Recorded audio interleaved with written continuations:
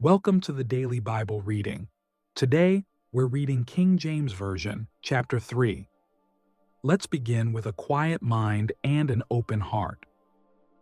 Now the serpent was more subtle than any beast of the field which the Lord God had made. And he said unto the woman, Yea, hath God said, Ye shall not eat of every tree of the garden? And the woman said unto the serpent, We may eat of the fruit of the trees of the garden. But of the fruit of the tree which is in the midst of the garden, God hath said, Ye shall not eat of it, neither shall ye touch it, lest ye die.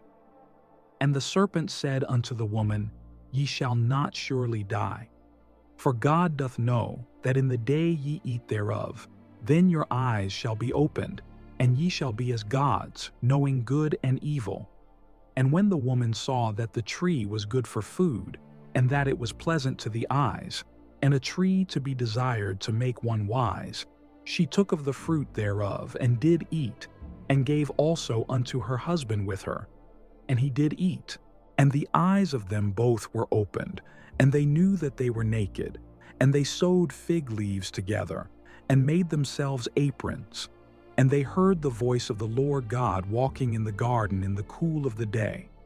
And Adam and his wife hid themselves from the presence of the Lord God amongst the trees of the garden. And the Lord God called unto Adam, and said unto him, Where art thou? And he said, I heard thy voice in the garden, and I was afraid, because I was naked, and I hid myself. And he said, Who told thee that thou wast naked? Hast thou eaten of the tree, whereof I commanded thee that thou shouldest not eat? And the man said, The woman whom thou gavest to be with me, she gave me of the tree, and I did eat. And the Lord God said unto the woman, What is this that thou hast done? And the woman said, The serpent beguiled me, and I did eat. And the Lord God said unto the serpent, Because thou hast done this, thou art cursed above all cattle, and above every beast of the field. Upon thy belly shalt thou go, and dust shalt thou eat all the days of thy life. And I will put enmity between thee and the woman, and between thy seed and her seed. It shall bruise thy head, and thou shalt bruise his heel. Unto the woman he said, I will greatly multiply thy sorrow and thy conception. In sorrow thou shalt bring forth children, and thy desire shall be to thy husband, and he shall rule over thee. And unto Adam he said, Because thou hast hearkened unto the voice of thy wife, and hast eaten of the tree, of which I commanded thee, saying, Thou shalt not eat of it. Cursed is the ground for thy sake. In sorrow shalt thou eat of it all the days of thy life. Thorns also and thistles shall it bring forth to thee.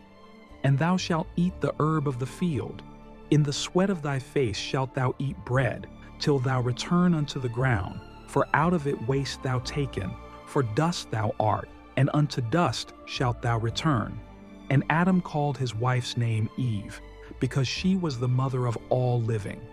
Unto Adam also, and to his wife, did the Lord God make coats of skins, and clothe them.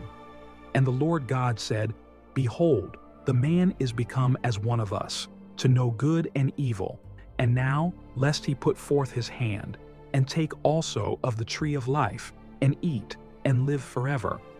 Therefore the Lord God sent him forth from the Garden of Eden, to till the ground from whence he was taken. So he drove out the man, and he placed at the east of the Garden of Eden cherubims, and a flaming sword which turned every way, to keep the way of the tree of life.